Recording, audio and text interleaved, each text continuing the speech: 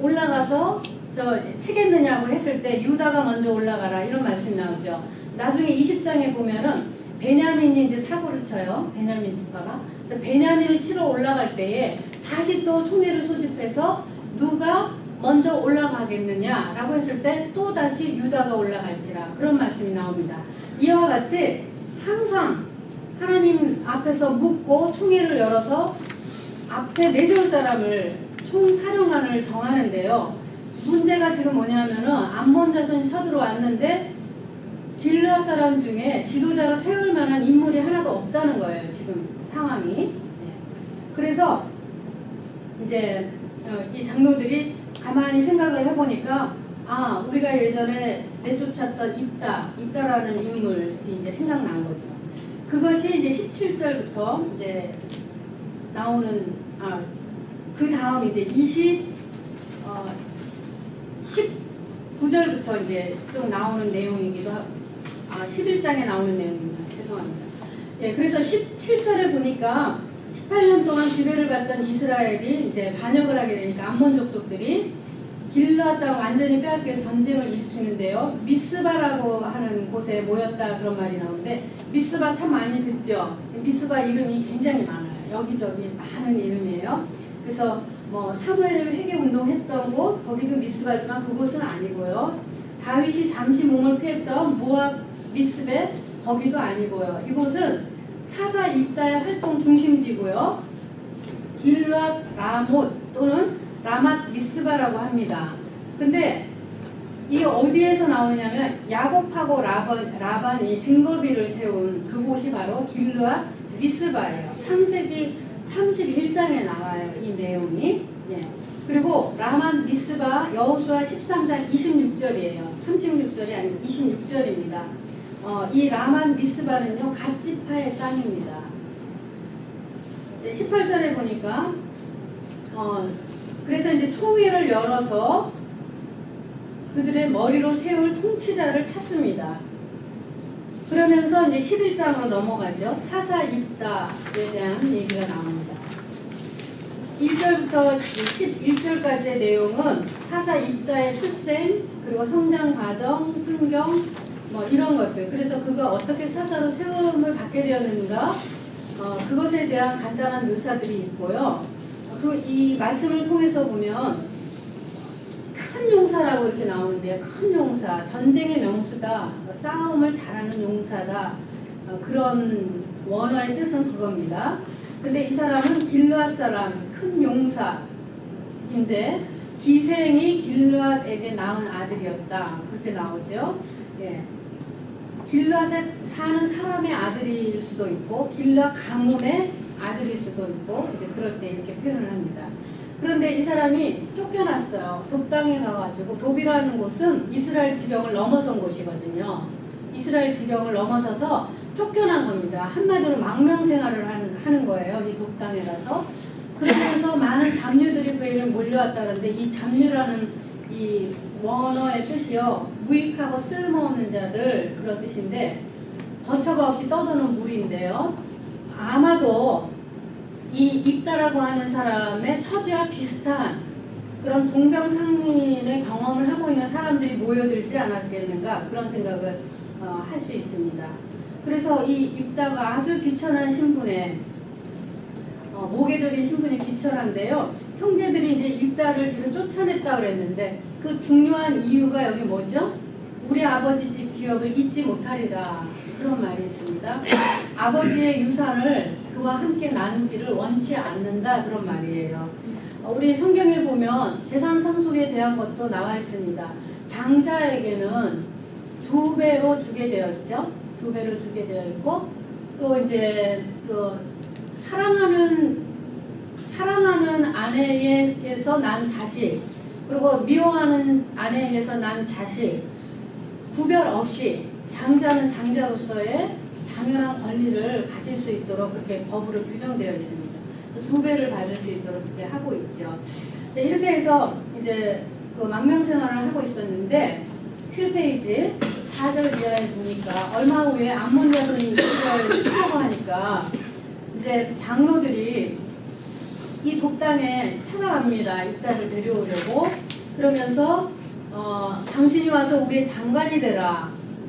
암몬 자손하고 싸워주면 우리의 장관으로 세우겠다 이런 말이죠. 그랬더니 입다가 하는 말이 너희가 이전에 나를 미워해서 내 아버지 집에서 쫓아내지 않았느냐, 이제 혼란을 당했다고 어찌 내게 왔느냐 이렇게 말을 합니다. 입다가 쫓겨나서 이제 생활할 때 마침 암몬 자손이 이스라엘을 침공하기 위해서 길르앗의 진지를 구축하죠. 여기서 길르앗 장로, 그런데 장로는 이스라엘 지파의 지도자를 가리키는 일반적인 용어입니다. 그래서 이 사람들이 전쟁의 위험에 직면하니까 입다가 길르앗 출신이다라고 하는 것을 생각하고 그에게 도움을 청하는 거죠. 자, 여기서 보면 처음에는 이제 군대 장관을 세워주겠다 이렇게 얘기했는데 어떻게 바뀌는지 한번 볼까요? 여기 보면은 전쟁에서의 지도자를 의미하는 군사적인 용어예요. 장관이라는 말은. 그래서 군대에서만 통용되는 용어인 거죠. 그래서 먼저 군대 총사령관이 되어달라고 이렇게 요청을 했습니다. 그런데 그가 전쟁에서 나중에는 그가 전쟁에 승리하면 길르앗의 최고 머리가 되게 해주겠다. 최고 지도자, 통치자로 너를 세워주겠다. 이렇게 약속을 하고 있어요. 나중에 보면은. 그래서 입다는 나를 너희가 내 쫓을 때는 언제고 이제는 또 공국에 처하니까 나를 부르느냐 이렇게 말을 하는데 그 책임에 대해서 이제 묻는 거죠.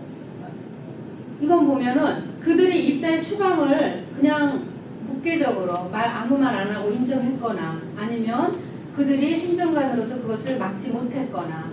근데 학자들의 견해에 의하면요, 입다의 추방은 집안에서 그냥 은밀하게 행한 것이 아니라 길르앗 장로들도 동참할 만큼 그런 종족적인 그런 행위로 보기도 합니다.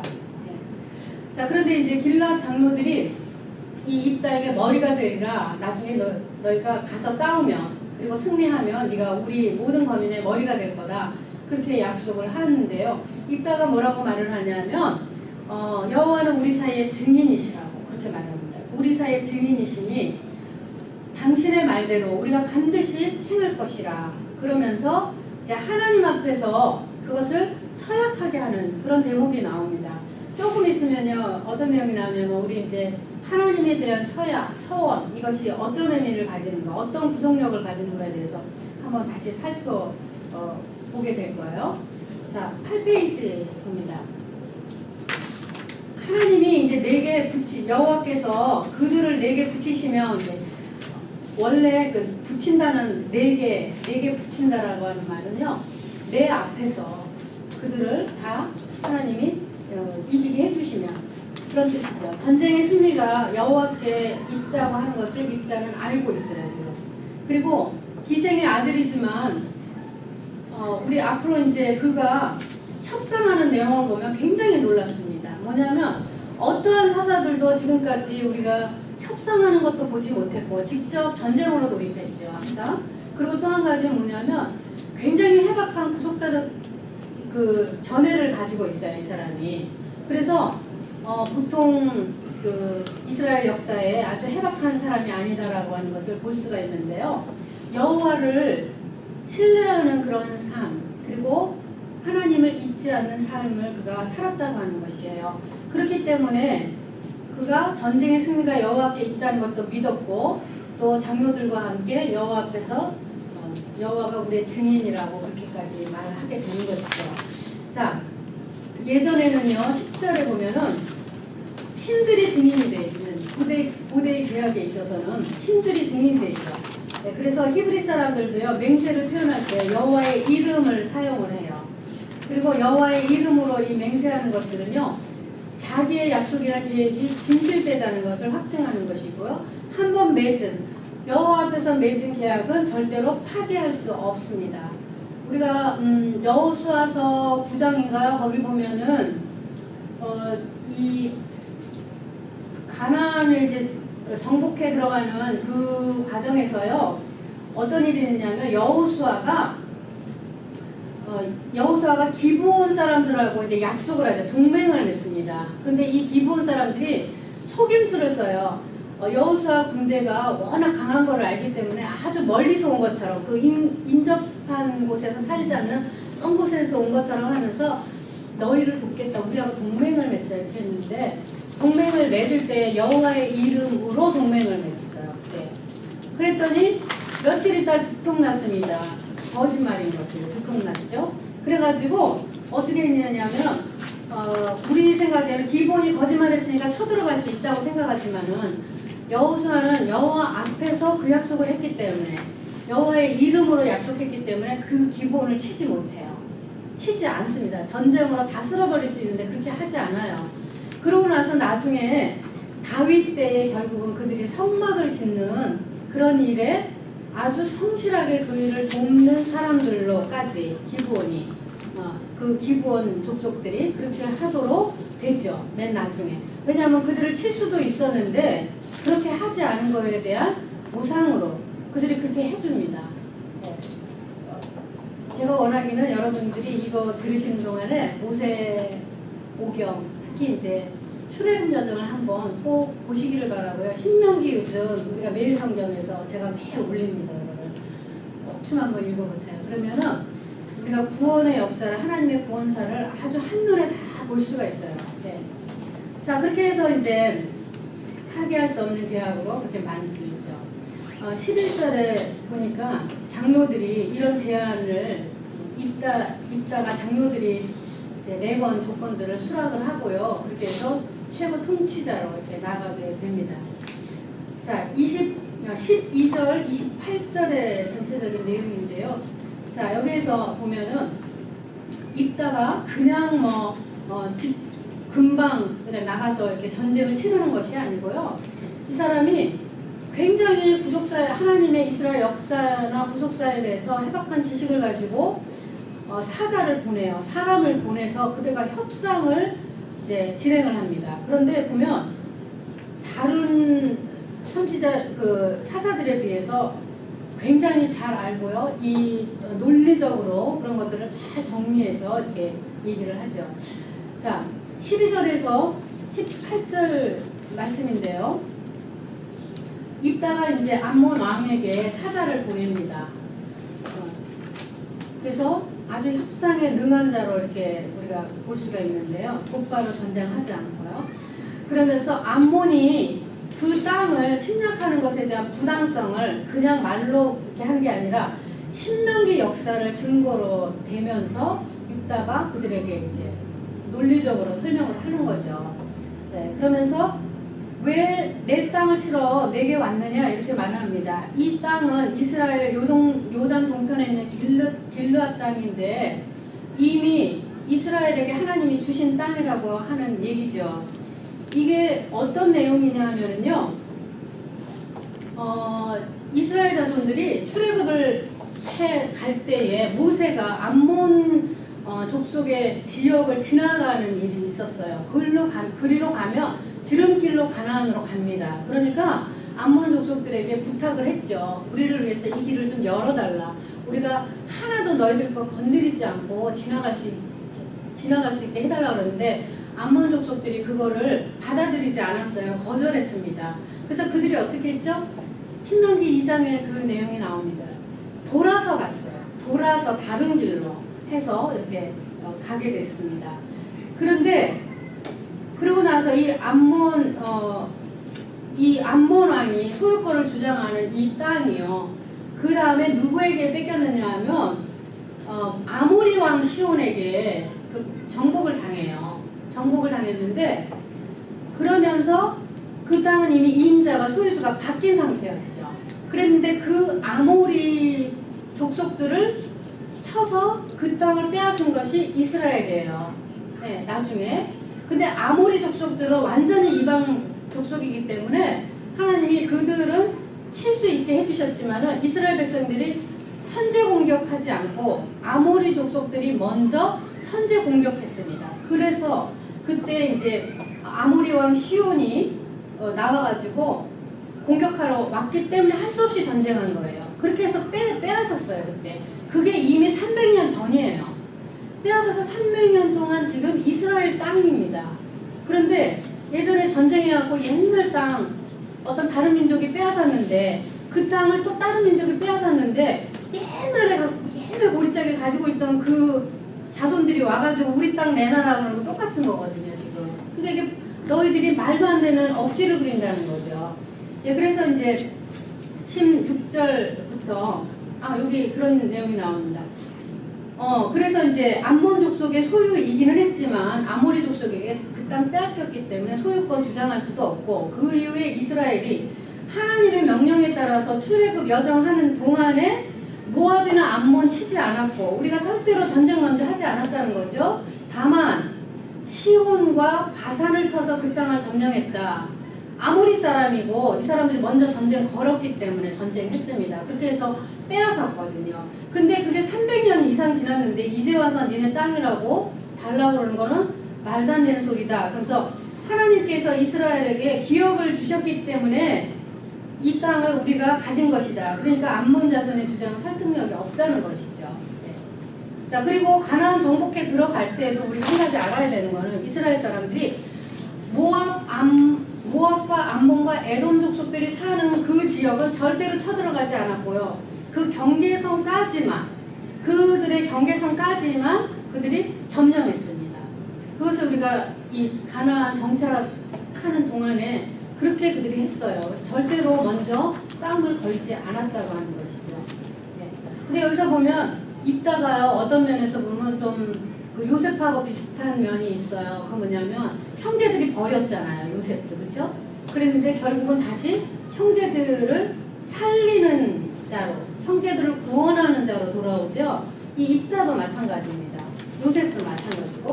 그래서 형제들에게 도움을 주기 위해서 구출자로 오는 그 모습이 아주 비슷하다고 하는 것을 볼 수가 있어요. 자, 그래서 이제 16절부터는 출애굽 여정과 관련된 이스라엘의 역사를 이제 정황에 맞춰서 설명을 하고 있는데요. 여기 보면 가데스라고 하는 지역이 나옵니다. 16절에 이런 말씀이 나오죠. 이스라엘이 애굽에서 올라올 때 광야로 행하여 홍해에 이르고 가데스에 이르러서는 그런 말씀이 나오죠. 가데스는 시나이 반도의 신광야에 위치한 곳인데 가데스 바네아라고 우리 흔히 이제 알고 있습니다. 그래서 가나안 땅의 남쪽의 경계를 이루고 있는 그런 땅이고요.